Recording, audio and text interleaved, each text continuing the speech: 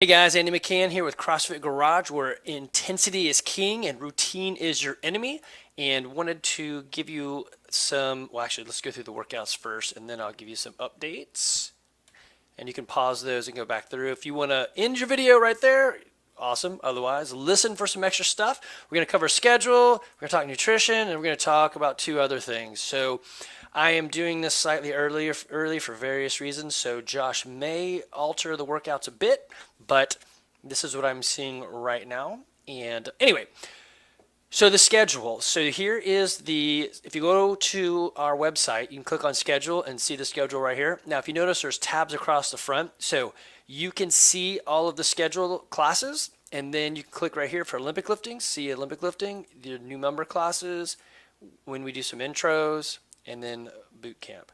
So you'll notice Olympic lifting is still Saturday 10:30. Coach Aisha is also doing a 9:30 nutrition during the summer. So this is our summer Saturday classes. And then in the fall, so in August when school kicks back up, we will pick back up our Saturday classes.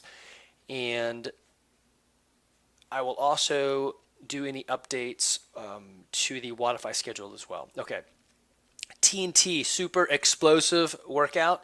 If you notice the notes right here, try to, when you're fresh, pick a weight that you could do 20 unbroken. So at 95-pound snatches, for me, 20 unbroken, I might be able to do 20 unbroken. That'd be, if that's all I was doing. Clean and jerks, yes, I could do that. The catching on the down is not the best for me. And thrusters, 20 unbroken, I can do that when I do Fran, so I could do it, but not after all this. So 95 pounds is going to be a stretch for me. I might adjust that down to 75 so that I could do that. Now I would go through it a little bit faster. So you kind of got to weigh that. How's that weight? How's the explosive movement?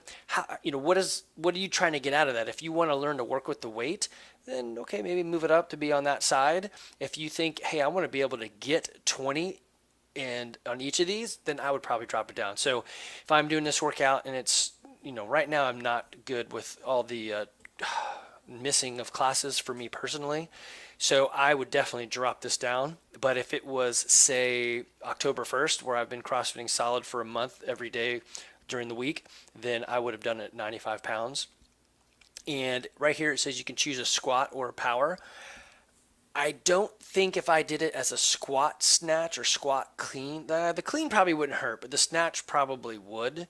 So that would obviously throw off your times. So if you're going to squat into this, which is a better movement, it does slow you down so that maybe you could stay a bit fresher in the terms of it's taking you a little bit longer to get through the movement, but there is more movement. So if you've got a good legs, then maybe add a squat into it. But this one right here will put you in the ground. So just be sure that you warm up enough with these weights and these movements, and you take the time to roll after class. These are some of my favorite workouts. I love it when there's do this for a minute and move on. The score is your total reps per round. So you can, especially in the double unders, you could add up a lot. So there's nothing that's going to be like super heavy. Well, the lunge with 50 pounds, let's see, you're racked. Yeah, so that could get you, but this is a whole lot more find that pace and just push through the pain because it's not anything too technical. Double unders are technical, but if you've got double unders, you can usually hit them no matter what. So I guess that's going to be a deciding factor. For what I would do is utilize this rest. So hit that first round, figure out, man, how fast did I go with that rest and what do I feel like? If I'm going to do this 4 more times, am I going to taper off too much? I also like to use the last 10 seconds to switch around, but I kind of game sometimes too, whereas I know I can whip out a lot of double unders, or at least I could before my knee got biking injury. And so I would leave this so I could start on the double under exactly at 0-0, and then I would keep going until 59 before I moved on because I can whip out a lot of reps there. So that's if you're gaming these things. I don't know. I'm kind of over gaming now. I just want to be fit. So it just depends where you are. I love his notes right here. So read this right here. This is great. This is exactly what I would say for this type of workout. The rope climb, just be careful when you're going up. 5 isn't a tremendous amount, so you're doing 10 total. but you are coming off of a run, so just be, and you should climb with mostly your legs, so just be smart about getting your legs in gear before you try to go up that rope. Again, great notes right here from Josh. So he's saying be able to do those too at 155. So for me, for a smaller guy, but it's a leg, powered up through the legs, I could do that. The front squats, yes. The hardest part for me is engaging my core enough so that the 155 doesn't pull me forward. So I've said this before. Gilbert Pena has got one way to do it, and then there's of course the industry standard way to do it. I like Gilbert's way. It's helped me out a lot. So basically, you start squeezing from that Kegel muscle, and you squeeze the inside first, and then you start wrapping the outside in as well. So you start from down, kind of come up to your sternum, and then you start from the sternum back down with everything else. It's a really conscious effort on squeezing. I could probably hold that for 4, but it limits my breathing for sure. The other way is to basically squeeze your stomach a little bit and to do a small crunch where it's not a full sit up, but it's a crunch sit up where you pull your rib cage in. Not as tight, but again, it's in the workout. You need to be able to do it, so it's a good one to engage your core. And then you got your row right there. Great team workout here. Nothing out of the ordinary except for the fact that it is heavy. So you're moving around the heavier kettlebells. And then you're also running with a plate is just never fun. There's no awesome way to carry it.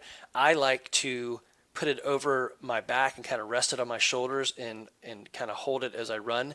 Not as easy to do with a larger weight. So 45 pounds, I might be able to hold that. 25 I can, but yeah, so that's going to be the tricky one, is how to hold that plate in a way that allows you to move. If anything, you could always walk with a plate. Just don't stop moving. So read his notes right here, but this would be a nice team of 2, 20-minute workout.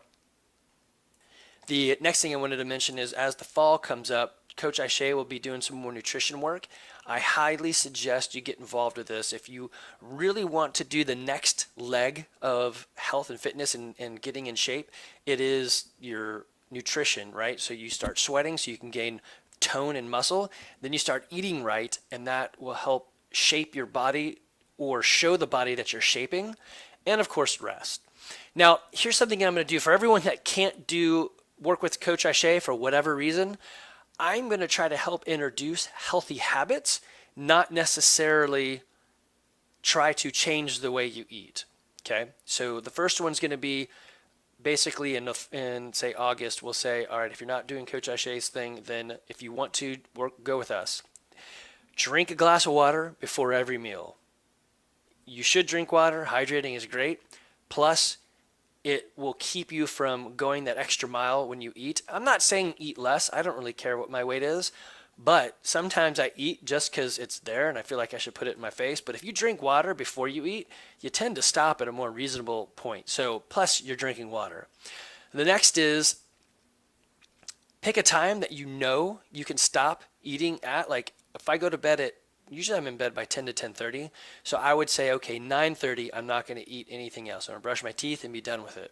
Again, I'm not trying to say lose weight. I'm just trying to say most of the bad things you eat are snacking before you go to bed, and that's just not good to load yourself up with sugar.